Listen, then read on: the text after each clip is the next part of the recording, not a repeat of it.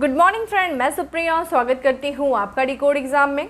Friend, आज daily current affairs की class में हम डिस्कस करेंगे 26 मार्च से रिलेटेड जितने भी न्यूज़ हैं, जितने भी इवेंट्स हैं जो हमारे एग्जाम के लिए इंपॉर्टेंट है, हम उन्हें एक एक करके यहाँ पे देखेंगे। तो आइए दोस्तों स्टार्ट करते हैं आज की क्लास। और आज की क्लास स्टार्ट करने से पहले हम कल के पूछे गए प्रश्नों के उत्तर को देख लेते हैं। कल मैंने आपसे पूछा था कि भारत ने किस वर्ष तक टीबी को खत्म करने का लक्ष्य रखा है। तो देखिए इसका आंसर है वर्ष 2025 तक। ठीक है, तो भारत वर्ष 2025 तक देश से क्षय रोग यानी कि टीबी को खत्म करने के लक्ष्य के लिए प्रतिबद्ध है। और भारत की यह प्रतिबद्धता विश्व स्वास्थ्य संगठन यानी कि WHO द्वारा निर्धारित समय सीमा से काफ़ी आगे है। ठीक है, WHO के द्वारा विश्व से क्षय रोग टीबी को खत्म करने के लक्ष्य का जो निर्धारण किया गया है वो वर्ष 2030 तक किया गया है। वहीं भारत ने जो है भारत को टीबी मुक्त बनाने का जो लक्ष्य रखा है वो वर्ष 2025 तक रखा है। ठीक है, तो ये चीज़ ध्यान रखिएगा कि WHO के द्वारा जो निर्धारित सीमा है वो क्या है, वर्ष 2030 है। वहीं भारत की जो निर्धारित सीमा है वर्ष 2025 है। किस लिए? भारत को टीबी मुक्त बनाने के लिए। ठीक है, तो ये दोनों चीज़ें ध्यान रखिएगा, दोनों के जो समय डिफरेंसेस है ये भी ध्यान रखिएगा। आते हैं आज के सेशन पे और सबसे पहले प्रश्न पे बढ़ते हैं। और हमारा पहला प्रश्न है कि हाल ही में किस संस्थान में एंथ्रेक्स के संक्रमण से 3 हिरणों की मौत हो गई है? IIT Delhi, IIT Madras, IIT Kanpur या फिर IIT Roorkee. Correct answer is B, IIT Madras में 3 हिरण की मौत हुई है, जिसका कारण बताया जा रहा है एंथ्रेक्स संक्रमण। ध्यान रखिएगा जब हम ये न्यूज़ देख रहे हैं उसी दौरान यानी कि कल रात में यहाँ पे ये जो एक वहाँ के जो तमिलनाडु के जो मुख्य वन्य संरक्षक हैं उनके द्वारा ये बताया गया है कि ये जो 3 हिरण हैं जिनकी मौत बताया जा रहा है एंथ्रेक्स संक्रमण से हुई है, उन 3 हिरणों के जब जांच किया गया तो उनमें जो है एंथ्रेक्स के लक्षण नहीं पाए गए हैं। ठीक है, तो अभी ये दावा किया गया है कि ये जो 3 हिरणों की मौत हुई है वो एंथ्रेक्स संक्रमण के कारण नहीं हुई है, लेकिन फिर भी हमारे लिए इंपॉर्टेंट क्या हो जाता है, एंथ्रेक्स संक्रमण। ठीक है, तो ये देखते हैं, ये चर्चा में चूंकि विषय है तो इसलिए हमारे लिए इंपॉर्टेंट है। तो अभी हाल फिलहाल में IIT मद्रास परिसर में एंथ्रेक्स संक्रमण के से 3 हिरणों की मौत हो गई है। अगर हम बात करते हैं एंथ्रेक्स के बारे में तो ये एक विजाणु बेसिलस एंथ्रीसिस बनाने वाले जीवाणु के कारण होता है। ठीक है, तो ये देखा जाए ये जो एंथ्रेक्स है ये एक जीवाणु यानी कि बैक्टीरिया के कारण होने वाला एक संक्रमण है और ये मुख्य रूप से देखा जाए जानवरों को प्रभावित करता है। ध्यान रखिएगा, एंथ्रेक्स संक्रमण की बात करें तो ये एक संक्रामक पशुजन्य, जिसे हम क्या कहते हैं, जूनोटिक रोग। पशुजन्य यानी कि अगर किसी संक्रमित जानवर के संपर्क में कोई मनुष्य आता है तो उसको भी ये बीमारी हो सकती है, ये संक्रमण हो सकता है। तो जानवरों से जो मनुष्यों में होने वाले संक्रमण को क्या कहा जाता है दोस्तों, पशुजन्य या फिर जूनोटिक रोग कहा जाता है। ध्यान रखिएगा, ये टर्मिनोलॉजी आपको पता होना चाहिए, यानी कि इसका संक्रमण जो है संक्रमित पशु से मनुष्यों में हो सकता है। यह मुख्यतः देखा जाए तो वनस्पति भोजी जंतु यानी कि जो वेजिटेरियन होते हैं, जो वनस्पतियों पर निर्भर रहने वाले जो जंतु होते हैं, विशेष करके भेड़, बकरी, घोड़ा और खच्चर, उनमें ये रोग जो है वो पाया जाता है। तो ध्यान रखिएगा एंथ्रेक्स जो है वो किसके कारण होता है, ये चीज़ ध्यान रखिएगा। और ये एक पशुजन्य यानी कि जेनेटिक रोग है। ठीक है, आते हैं अपने अगले प्रश्न पे।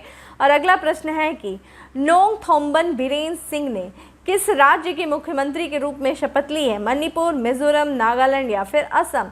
करेक्ट आंसर इज ए है, मणिपुर के मुख्यमंत्री के रूप में इन्होंने शपथ ग्रहण किया है एन बीरेन सिंह ने, और ये दूसरे कार्यकाल के लिए है। तो ये भाजपा के वरिष्ठ नेता हैं एन बीरेन सिंह और इन्होंने राज्य भर में लगातार दूसरे कार्यकाल के लिए, ध्यान रखिएगा इनका ये दूसरा कार्यकाल है, 5 वर्षों का कार्यकाल है और इस कार्यकाल के लिए उन्होंने मुख्यमंत्री के मणिपुर के मुख्यमंत्री की शपथ ली है। ठीक है, तो लगातार दूसरे वर्ष इनको शपथ ग्रहण कराया गया। मणिपुर के राज्यपाल जिनका नाम है एल गणेशन, तो एल गणेशन ने इनको पद और गोपनीयता की शपथ दिलाई। अगर हम भाजपा की बात करें, भाजपा पार्टी की, तो वर्ष 2022 में जो मणिपुर विधानसभा चुनाव हुआ था उसमें जो है विधानसभा की 60 सीटों में से 32 सीटें पे जो है जीत हासिल किया भाजपा पार्टी ने।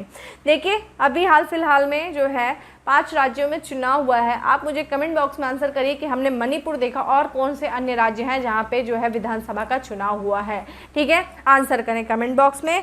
अब हम आ जाते हैं चूंकि थोड़ा मणिपुर के बारे में देख लेते हैं। मणिपुर देखिए आपके सामने उत्तर पूर्व यानी कि नॉर्थ ईस्ट का मैप खुला हुआ है। नॉर्थ ईस्ट इसमें कि 7 सिस्टर्स आती हैं। बार बार मैं 7 बहनें इतनी बार कह चुकी हूँ कि अब आपको तो बिल्कुल याद होना चाहिए कि कहाँ पे कौन कौन सी बहनें हैं। ठीक है, हमें ये बताइए कि कौन सी ऐसी बहन है जो सभी बहनों का हाथ पकड़ी हुई है, यानी कि कौन सा ऐसा स्टेट है 7 सिस्टर्स में जिनकी सीमाएं सभी जो है उत्तर पूर्वी राज्यों से लगती है? कमेंट बॉक्स में आंसर करिए, मैपिंग अगर अच्छे से किए होंगे तो आंसर कर देंगे, ठीक है। चूँकि हम मणिपुर की बात कर रहे हैं, मणिपुर जिसकी राजधानी इम्फाल है और उसके जो राज्यपाल हैं वो ला गणेशन जो है यहाँ के राज्यपाल हैं। और यहाँ पे देखिए आपको मणिपुर की लोकेशन दिख रही होगी, जिसको देखा जाए तो उत्तर में नागालैंड, इसके पूर्व में इसके पश्चिम में देखा जाए तो असम और इसके दक्षिण में देखा जाए मिजोरम स्थित है। और इसकी एक अंतर्राष्ट्रीय सीमा भी लगती है जिसका नाम है म्यांमार, यानी कि म्यांमार से भी राज्य जो है मणिपुर की सीमा लगती है, ठीक है। ये चीज़ है।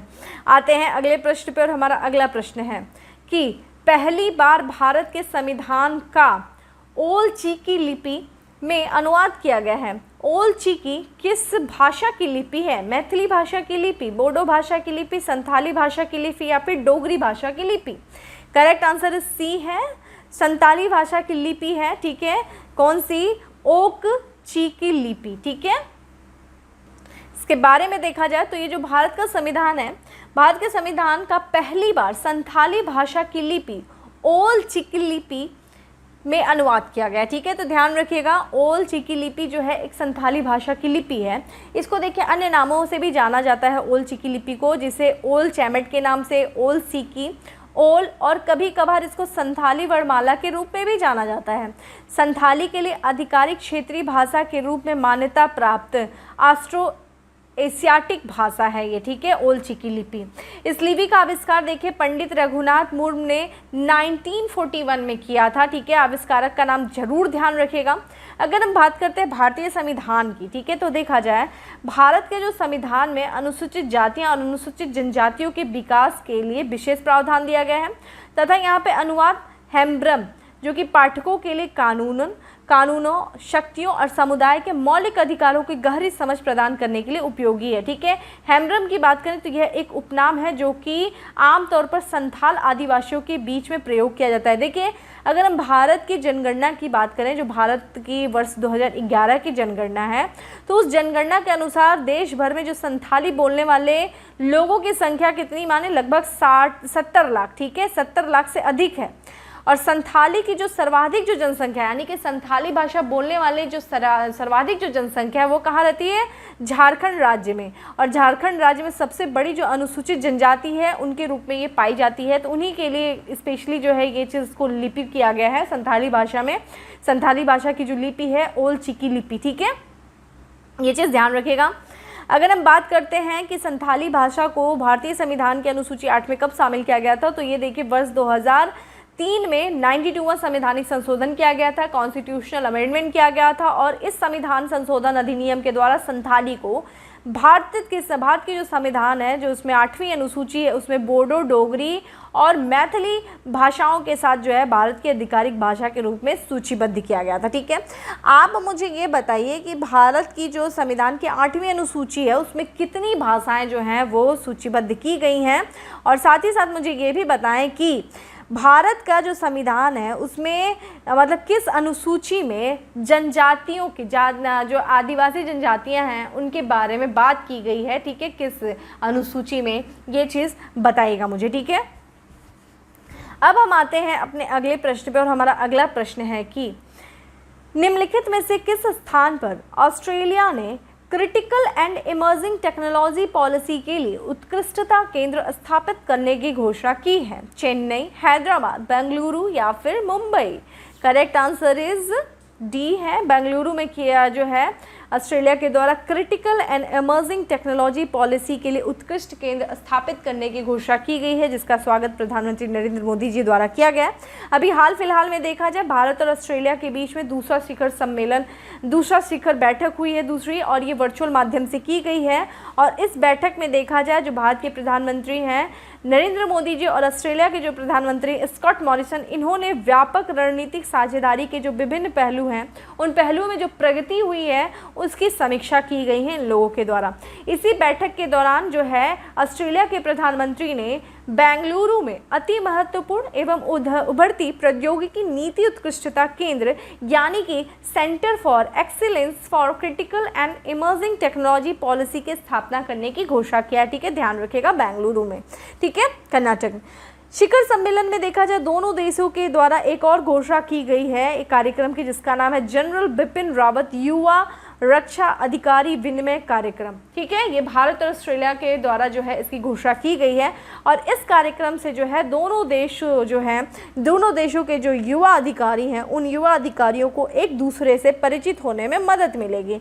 इसी के साथ साथ देखा जाए तो एक अन्य भी जो है चीज़ पर एक अन्य भी समझौता हुआ है और दोनों देशों के बीच एक आशय पत्र यानी कि लेटर ऑफ इंटेंट पर भी हस्ताक्षर किया गया है। उद्देश्य क्या है इस आशय पत्र का कि migration and mobility partnership agreement की दिशा में काम करना। यह समझौता जो है ये समझौता दोनों देशों के बीच में प्रवास को सुविधाजनक बनाने में मदद करेगा, यानी कि जो दोनों देशों के जो नागरिक हैं वो एक देश से जब दूसरे देश यानी कि अगर कोई ऑस्ट्रेलिया से भारत या भारत से प्रवास करके ऑस्ट्रेलिया को जा रहा है तो उस दौरान जो है एक सुविधाजनक स्थिति बनाना इन दोनों देशों की जिम्मेदारी होगी, जिसके लिए इन लोगों ने एक आशय पत्र पर हस्ताक्षर किया है। और उद्देश्य क्या है? Migration and mobility partnership agreement. ठीक है, उस दिशा में कार्य करना। चूंकि हम ऑस्ट्रेलिया की बात कर रहे हैं तो ये देखिए आपके सामने ऑस्ट्रेलिया का मैप खुला हुआ है। ऑस्ट्रेलिया जो कि दुनिया का सबसे छोटा द्वीप है, सबसे बड़ा एशिया, ठीक है, 7 द्वीप, और ये जो है महाद्वीप है और ये दुनिया का सबसे छोटा महाद्वीप है। और ऑस्ट्रेलिया जिसकी राजधानी आप देख रहे हैं कैनबरा, ठीक है, उसके ऊपर देखिए सिडनी है, ये ऑस्ट्रेलिया का सबसे बड़ा नगर है और यहाँ के ऑस्ट्रेलिया की जो मुद्रा है जिसका नाम है ऑस्ट्रेलियाई डॉलर। और प्रधानमंत्री का नाम हम लोगों ने देखा है, स्कॉट मॉरिसन जो है वो ऑस्ट्रेलिया के प्रधानमंत्री हैं। ठीक है, अगर हम ऑस्ट्रेलिया की लोकेशन की बात करें तो देखा जाए उत्तर में इसके इंडोनेशिया है और इसके उत्तर पूर्व में देखा जाए तो सोलोमन द्वीप है, वानुअतु है, और अगर हम पूर्व में देखें इसके तो यहाँ पे देखा जाए तो इसके इस तरफ देखा जाए तो पूर्वी तिमोर यहाँ पे आप देखने को मिल रहा है, उत्तर में पूर्वी तिमोर है, फिर यहाँ पे देखा जाए पापुआ न्यू गिनी है जो उत्तर में ही है। इसके इस साइड अगर आप देखेंगे तो न्यूजीलैंड है जो आपको नहीं दिख रहा है। अच्छा ध्यान रखिएगा ये जो ऑस्ट्रेलिया है, ठीक है, ऑस्ट्रेलिया और इसके आसपास जितने भी द्वीप हैं न्यूजीलैंड के साथ, इन सभी को मिला करके लगभग 15 देशों को मिला करके जो है इन्हें क्या कहा जाता है? ओशिनिया कहा जाता है। ठीक है, ओशिनियाई कहा जाता है, ये चीज़ ध्यान रखिएगा। ठीक है, ओशिनियाई कहा जाता है, ये बहुत आपके लिए ये टर्मिनोलॉजी काफ़ी ज़्यादा इंपॉर्टेंट है। ठीक है, अगर यहाँ पे देखिए आप बास स्ट्रेट देख रहे हैं जो कि किसके भारत और माफ़ करिएगा ऑस्ट्रेलिया और किसके बीच में है? तस्मान। ठीक है, तस्मानिया के बीच में है, ये चीज़ भी आपसे पूछा गया है। ठीक है, यहाँ पे आपको पैसिफिक ओशन दिख रहा है और ये देखिए ग्रेट बैरियर रीफ, हम लोगों ने इसके बारे में भी चर्चा किया था, कहाँ पे है? इंडियन ओशन इसके पश्चिम में स्थित दिख रहा है। ठीक है, ये आप लोकेशन ध्यान रखिएगा और कैनबरा इसकी राजधानी है। ठीक है, आते हैं अगले प्रश्न पे और हमारा अगला प्रश्न है, और उससे पहले मैं आपसे ये पूछना चाहूँगी कि बताइए विश्व में सबसे बड़ा जो है भंडार किसका? यूरेनियम का। ठीक है, यूरेनियम का भंडार विश्व में किस देश के पास है और सबसे बड़ा उत्पादक देश कौन सा है यूरेनियम का? आप मुझे बताएं। अगर भारत में बताइए किस राज्य के पास यूरेनियम का भंडार है, ये मुझे कमेंट बॉक्स में आंसर करिए। ठीक है, आते हैं अगले प्रश्न पे और हमारा अगला प्रश्न है कि हाल ही में किस देश ने सदियों पुरानी चुराई गई 29 कलाकृतियों को भारत को लौटाया है? कनाडा, ऑस्ट्रेलिया, यूनाइटेड किंगडम या फिर अमेरिका? करेक्ट आंसर इस बी है, ऑस्ट्रेलिया ने लौटाया है। यहाँ पे सदियों पुरानी जो हम कलाकृतियाँ थीं उसमें से 29 कलाकृतियों को भारत को लौटाया है। तो ऑस्ट्रेलिया ने भारत को उसकी 29 प्राचीन कलाकृतियों को वापस लौटा दिया है। यहाँ पर प्रधानमंत्री नरेंद्र मोदी जी ने नई दिल्ली में इन कलाकृतियों का अवलोकन किया है, जैसा कि आप यहाँ पे तस्वीर में देख सकते हैं। इन कलाकृतियों को देखिए 6 श्रेणियों में रखा गया है। इसमें से देखिए कौन कौन सी ये 6 श्रेणियाँ हैं, तो इसमें देखिए शिव और उनके भक्त हैं, शक्ति आराधना करने वाले जो भक्त हैं, भगवान विष्णु और उनके विभिन्न रूप हैं, जैन मूर्ति और सजावटी वस्तुएं। इन 6 श्रेणियों में इन मूर्तियों को, इन कलाकृतियों को बांटा गया है। ये जो प्राचीन मूर्तियां हैं, ये जो प्राचीन वस्तुएं हैं, ये किस शताब्दी से संबंधित है? 9वीं और 10वीं शताब्दी से संबंधित है। और इनका संबंध देखिए किन किन राज्यों से है, तो इनका संबंध जो है राजस्थान, गुजरात, मध्य प्रदेश, उत्तर प्रदेश, तमिलनाडु, तेलंगाना और पश्चिम बंगाल से है। ठीक है, ये इंपॉर्टेंट है, ध्यान रखिएगा। आज ऑस्ट्रेलिया के बारे में हम लोगों ने 2 न्यूज़ देख ली। ठीक है, आते हैं अगले प्रश्न पे और हमारा अगला प्रश्न है कि निम्नलिखित में से कौन पहले पैरा एथलीट बन गए हैं जिन्होंने पद्म भूषण प्राप्त किया है? मरियम थांगवेलू, अवनी लेखरा, देवेंद्र झाझड़िया या फिर Deepa Malik? Correct answer is C है, देवेंद्र झाझड़िया पहले पैरा एथलीट बन गए हैं जिन्होंने पद्म भूषण प्राप्त किया है। ठीक है, तो ये पैरा ओलंपिक स्वर्ण पदक, देखिए पैरा ओलंपिक हुआ था, टोक्यो पैरा ओलंपिक, इन्होंने जो है स्वर्ण पदक जीता था। ठीक है, और यहाँ पे देखा जाए किसमें? भाला फेंकने, तो ये भाला फेंक खिलाड़ी हैं देवेंद्र झाझड़िया, और इन्हें देखा जाए देश का तीसरा सर्वोच्च नागरिक सम्मान जिसका नाम है पद्म भूषण, उससे इन्हें सम्मानित किया गया है और ये पद्म भूषण प्राप्त करने वाले पहले पैरा एथलीट बन गए हैं। ठीक है, देश का तीसरा सर्वोच्च नागरिक सम्मान। इस सम्मान को इनको जो है राष्ट्रपति रामनाथ कोविंद जी ने राष्ट्रपति भवन में इस सम्मान को इन्हें प्रदान किया। अगर हम देवेंद्र झाझड़िया की उपलब्धियों के बारे में बात करें तो इन्होंने सबसे पहले वर्ष 2004 में एथेंस, ठीक है, ग्रीस, एथेंस पैरालंपिक में इन्होंने स्वर्ण पदक जीता था। वर्ष 2016 में जो रियो ओलंपिक हुआ था, ब्राजील के रियो ओलंपिक में इन्होंने दूसरा स्वर्ण पदक जीता था। और वर्ष 2020 का जो टोक्यो ओलंपिक हुआ था, जो कि पिछले वर्ष यानी कि वर्ष 2021 में हुआ था, पैंडेमिक के कारण वर्ष 2020 में नहीं होने के कारण वर्ष 2021 में हुआ था, और उस ओलंपिक में इन्होंने रजत पदक जीता था, सिल्वर मेडल। अगर वहीं पे देखा जाए तो देखिए दूसरी खिलाड़ी है जिनका नाम है अवनी लेखरा, ये जो कि पैरा शूटर हैं और इनको जो है खेल की श्रेणी में पद्मश्री पुरस्कार से भी सम्मानित किया गया। ध्यान रखिएगा, अगर हम अवनी लेखरा की बात करें तो वो एक ही खेलों में 2 पैरा ओलंपिक जीतने वाली पहली महिला है, भारतीय महिला, और साथ ही पैरा ओलंपिक स्वर्ण पदक जीतने वाली ये पहली भारतीय महिला भी हैं। ठीक है, हमने यहाँ पे एक टर्म देखा, तीसरा सर्वोच्च नागरिक पुरस्कार। कमेंट बॉक्स में आकर भारत का सर्वोच्च नागरिक पुरस्कार कौन सा है और दूसरे नंबर पे कौन सा आता है। देखिए क्रम पूछता है, हमने तीसरे पे तो ये देख लिया पद्म भूषण, तो बताइए पहले स्थान पे कौन सा पुरस्कार है जो कि सर्वोच्च नागरिक सम्मान है भारत का, और दूसरे स्थान पे कौन सा है वो। साथ ही साथ मुझे ये बताइए कि अवनी लेखरा को किस राज्य सरकार के द्वारा बेटी बचाओ और बेटी पढ़ाओ योजना का ब्रांड एम्बेसडर बनाया गया था, और ये किस राज्य से संबंधित है ये बताइए। ठीक है, ये आते हैं अगले प्रश्न पे, और अगला प्रश्न है कि इंडियन सुपर लीग वर्ष 2022 में किसने केरल ब्लास्टर्स को हराकर अपनी पहली ट्रॉफी जीती है। Hyderabad FC, Mumbai city FC, Bengaluru FC या फिर FC Goa. Correct answer is C, माफ करिएगा, ए है, हैदराबाद एफसी जो है इसने केरल ब्लास्टर्स को हराया है इंडियन सुपर लीग में, और ये पहली ट्रॉफी इसने जीती है। तो इंडियन सुपर लीग 2022 के फाइनल में हैदराबाद एफसी ने केरल ब्लास्टर्स को पेनाल्टी शूट आउट में हराकर अपनी पहली ट्रॉफी जीत ली है। यहाँ इसके जो गोलकीपर थे जिनका नाम है लक्ष्मीकांत कट्टीमणि ने 3 शानदार गोल बचाए हैं, नाम ध्यान रखिएगा। रेगुलेशन और एक्स्ट्रा टाइम मैच में 1-1 से ख़त्म होने के बाद हैदराबाद ने शूट आउट में केरल को 3-1 से हराया है। ठीक है, तो ध्यान रखिएगा इंडियन सुपर लीग में विजेता कौन रहा है, हैदराबाद एफसी, जो कि पहली बार इसने अपनी ट्रॉफी जीती है। किसको हराया, केरल ब्लास्टर्स को हराया। ठीक है, और ध्यान रखिएगा ये केरल की तीसरी बार हार है, तीसरी बार उसे हार का सामना करना पड़ा। अगले प्रश्न पे बढ़ते हैं। अगला प्रश्न है कि हाल ही में किस राज्य या केंद्र शासित प्रदेश में निवेश के अवसर तलाशने के लिए गल्फ निवेश समिट 2022 शुरू किया गया है।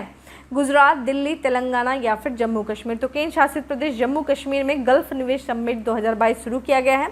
तो यहाँ पे भी हाल फिलहाल में जो हांगकांग, संयुक्त अरब अमीरात, सऊदी अरब की 33 कंपनियों के जो प्रतिनिधि हैं वो जम्मू कश्मीर में निवेश के लिए बढ़ती स्थिति का आकलन करने के लिए श्रीनगर पहुँचे। तो जो भी वहाँ की स्थिति देखेंगे कि क्या निवेश करना कितना उचित रहेगा या फिर कितनी जो है यहाँ पे जो है स्थिति है निवेश करने की, इन सब का आकलन करने के लिए हांगकांग के, संयुक्त अरब अमीरात के और सऊदी अरब की 33 कंपनियों के प्रतिनिधि श्रीनगर पहुँचे हैं। 22 मार्च को जम्मू और कश्मीर के जो विभिन्न क्षेत्र में निवेश अवसरों को खोज पर चर्चा करने के उद्देश्य से इन प्रतिनिधियों ने गल्फ बिजनेस समिट 2022 में भाग लिया है। यह पहली बार है जब सऊदी अरब के निवेशक जो है जम्मू कश्मीर में व्यापार के अवसरों में रुचि दिखाएंगे। ध्यान रखिएगा, अब इससे कौन बौखलाएगा, कश्मीर कोई इसमें कौन इस समय परेशान हो जाएगा कश्मीर में, जम्मू कश्मीर में, अगर कौन पड़ोसी हमारा पाकिस्तान। ठीक है, यहाँ के जो उपराज्यपाल हैं मनोज सिन्हा ने SKICC श्रीनगर में खाड़ी देशों के निवेश शिखर सम्मेलन को संबोधित किया है।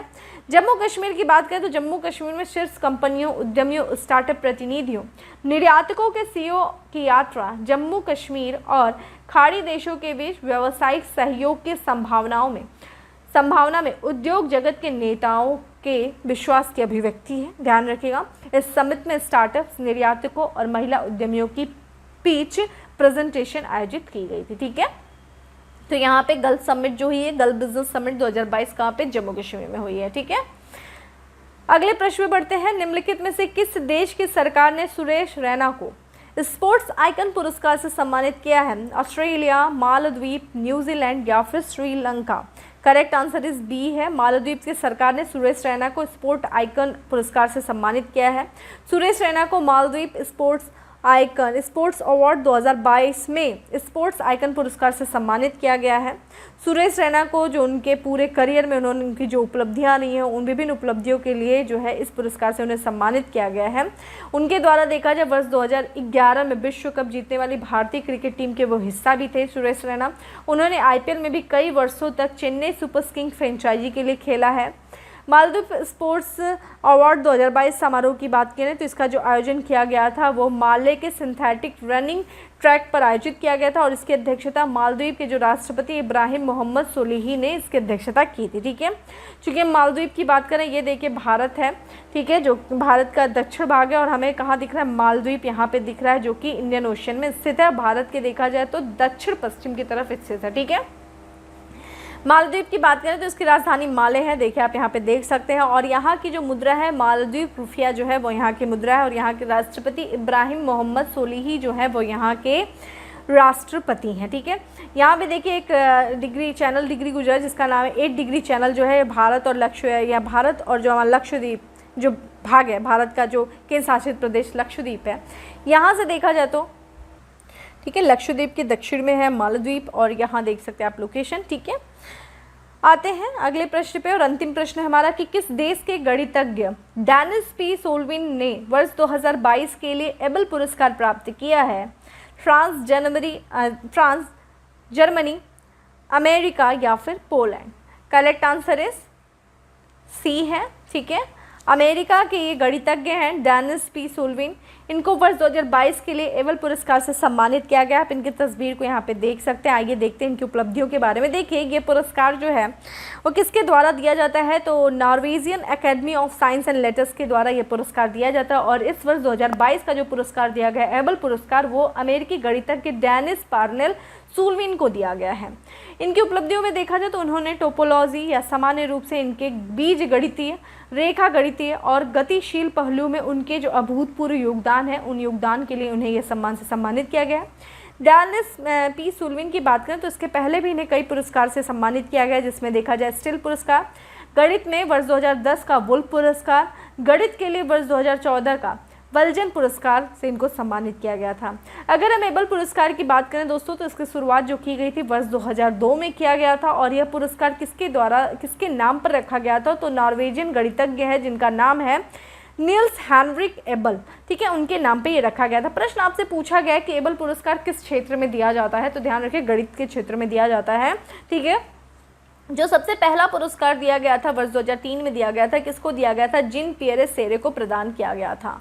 वहीं अगर देखें कि किस भारतीय मूल जो है एकमात्र भारतीय मूल के व्यक्ति हैं जिनको ये पुरस्कार दिया गया था वर्ष 2007 में, उनका नाम है श्रीनिवास SR वर्धन। ठीक है, तो श्रीनिवास SR वर्धन ये एकमात्र भारतीय मूल के व्यक्ति हैं जिनको यह पुरस्कार दिया गया था वर्ष 2007 में। और सबसे इम्पॉर्टेंट देख लीजिएगा, एकमात्र महिला गणितज्ञ जिनको यह पुरस्कार प्राप्त हुआ है वो हैं कर्नेल कैसुकुल्ला उहलेनबेक। ठीक है, नाम ध्यान रखिएगा, इनका नाम भी बड़ा अजीब सा है। ठीक है, तो ये दोस्तों हमारा था आज का करंट अफेयर। आज आते हैं अब हम क्वेश्चंस ऑफ द डे में। हमारा क्वेश्चंस ऑफ द डे है कि किस राज्य में, ठीक है, दुनिया का एकमात्र तैरता हुआ राष्ट्रीय उद्यान जिसका नाम है केबुल लैमजाओ राष्ट्रीय उद्यान किस राज्य में स्थित है। ठीक है, तो कमेंट बॉक्स में आंसर करिए। बाकी आप लोग मुझे बहुत अच्छा आंसर करते हैं, मुझे माफ़ करिएगा कि मैं अभी आप लोग के आंसर का रिप्लाई नहीं कर पा रही हूँ क्योंकि मेरी एक क्लास और भी है, तो क्लासेस की वजह से मुझे थोड़ा सा व्यस्तता रहती है इस वजह से, लेकिन फिर भी मैं सबके आंसर देखती हूँ, इसलिए आप लोग आंसर क्या करिए, मैं प्रॉपर टाइम टू टाइम पूरे आंसर देखती हूँ, समय मिलेगा मैं उसका पूरा रिप्लाई भी करूँगी। ठीक है, बाकी मुझे बहुत अच्छा लगता है, ऐसे ही आप लोग आंसर करिए। और जो करंट अफेयर्स की PDF है उसका जो है वो आपको टेलीग्राम ग्रुप में मिल जाएगा, जिसका लिंक जो है वो डिस्क्रिप्शन बॉक्स में दिया है।